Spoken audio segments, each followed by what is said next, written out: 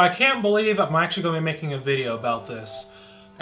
It's something that I knew was going to happen eventually, because when you have people on the internet, they feel that they don't know you, they're going to type their comment, hit enter, and that's that. Which, I'm also not like offended by this, because I've dealt with people like this all my life, and my wife has too. But we're going to be talking about racial and prejudice comments today, so isn't that fun? For example, we have quite a few people that will say, to me, why are you with that white bitch? And yes, I said that word, and more than likely I'll be bleeping that out. Why are you with a fat white woman? That's a typical thing for a black man to do, go to a white woman, etc., etc. And the thing is, my wife doesn't see them as often because I'm on Instagram like 24/7, and it's becoming like an obsession at this point. But I'll see the comments because on our personal page, our comments and likes are a lot slower than our other page, so I see them faster. So I'll read them, and I'm just like, at first I want to reply, but then it's like I really don't care too much to reply, because why does what I'm doing with my life affect you so much, and why should it matter? But you know what? Oh boy, I'm stretching because I'm getting ready. Someone decided to talk about my wife and her weight, and the thing is, I told my wife about it after the fact, and she was like, I'm fat, so what? I'm doing something about it, which is true. She is dieting, exercising, things along those lines. And I always say to people, weight can be gained and weight can be lost. If you honestly determine someone's self-worth or your own by the weight you are or the number on the scale, now of course there's a thing of being healthy and there's a thing of being unhealthy. But if you're trying to go from unhealthy to healthy, people don't really know that, and neither do they care. And the thing is too, she doesn't care either, because she knows what she's doing.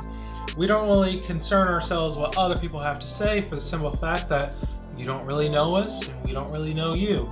And I've always been so confused as to why people feel the need to talk about something they don't know much about. Now, I'll admit, there have been a few times on Facebook where I'll see an article and I'll share it or give my opinion on it, and then look it up later. I'm like, oh, that wasn't even true, and I'll just delete it. But it's so interesting, especially when it comes to infertility. Now, we love the advice because we've gotten advice on like herbal stuff that I never even thought about looking into that could definitely help me and her. Keto was kind of an advice given. Once I did my research on that, I mean, this shirt used to be like stuck on me like glue because I was so chunky. But now, I mean, it's like a dress almost. Same thing with my wife. She's putting on older clothes now, which is great, and eventually she's gonna put on a 10 times smaller clothes, but then hopefully we'll get pregnant and she'll have to go back to the bigger clothes. So fingers crossed to that. But some of the advice we get, it's hard to tell when it comes to comments if they are being rude or if they just don't know how to say it properly. And I'll ask them like, hey, what do you mean by this? Or explain this. But every once in a while we'll get that one comment that I'm just like, really? Like, you just had to be that asshole to say that? Like, come on, dude. And it's just funny because with the internet, people have this sense of disconnection where they can say, oh, I can say whatever I want and blah blah blah. And when it comes to interaction, when you have a face-to-face interaction with someone, it's a lot different. You get to see their emotion, you get to see their expression, aggression, things along those lines. But when you sit there and type something, it's a lot different because the words can be misconstrued in a way to sound like, you could say, hey, how are you doing? And someone could take it as like, hey, how you doing? Things along those lines.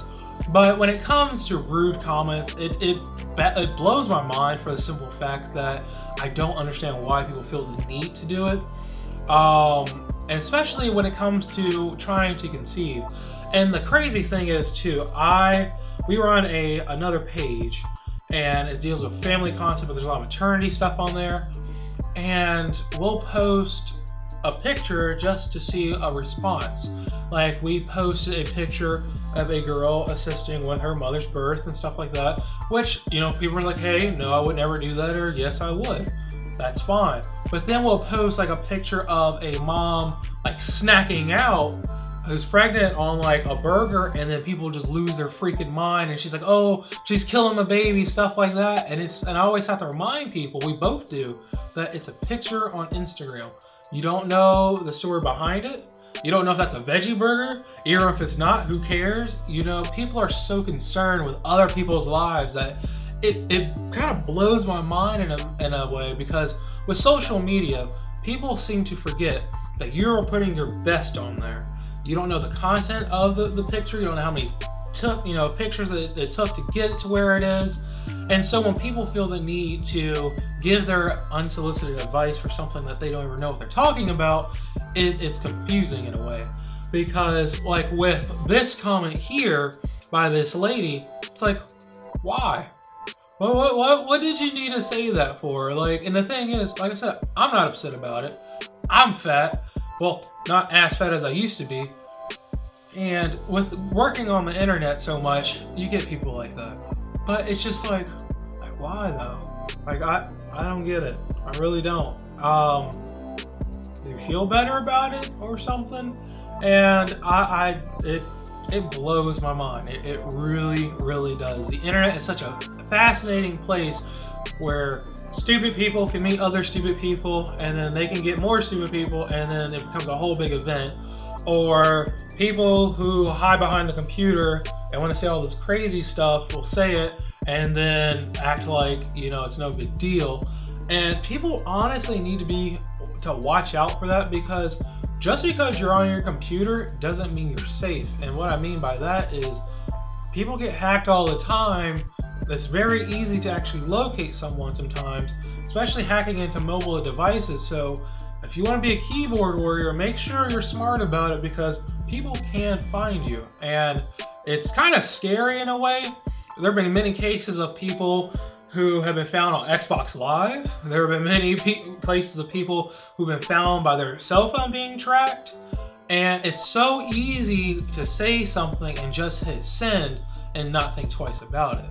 Now, I will admit, there were some times where I thought, oh, it's a little funny to say this. And I started thinking, like, I don't know this person. I don't need to say these things. And then too, with my, background in IT, I started thinking to myself too, like, you might say something to the wrong person, because they always say, if there's a will, there's a way. And if you mess with someone bad enough, and they have the means to find you, they will. I'm staring at a camera right now, and you're staring at a screen right now. If you wanted to, there's ways of finding metadata. There's ways of figuring out where you are based on pictures you take or sharing your location. You don't want to be messing with people too much, because while you may be saying some crazy stuff online, there are some legitimate crazy people out in the world. And granted, there are times where it feels necessary, but just scroll past. I mean, that's the thing about social media. Turn off the computer, scroll past, do something else. But when we get these, TTC comments sometimes on people saying what my wife needs to do when she's already doing it, ask questions first. That's all we want. Because we don't really like blocking people, especially if you follow us. That's like one less follower, and I'm an analytic person. I care about numbers. But at the same time, too, come on, stop being such a dick. That's all I have to say. And I already know, just me saying something like this, if this video gets a lot of views, there's always gonna be that person who's like, well, he said not to be dicks, I'm gonna do it anyway. I don't care, I've been called the N-word many times. My wife's been called an N-word lover, stuff like that. We don't really care. We don't know you. You don't know us. And if you did, I would love for you to meet me, and we can have a discussion, man to man, woman to woman, whatever. That's fine with me. I've met some very, very racist persons throughout my working career, because I've done a lot of sales, door-to-door stuff since I was 16. I've heard it all, and I find it more. Let me put this the right way. I find it more amusing in a way that someone still has those point of views in 2018. This isn't the 1900s or the 1800s anymore. If you have something very uncomfortable in interracial dating, I don't really care. Because guess what? When our little mixed baby is out and his cute, chubby eyes and light skin is all over Instagram, I don't care. Neither will she. And the thing is too, if you care that much about someone else's life, It might be time to evaluate your own.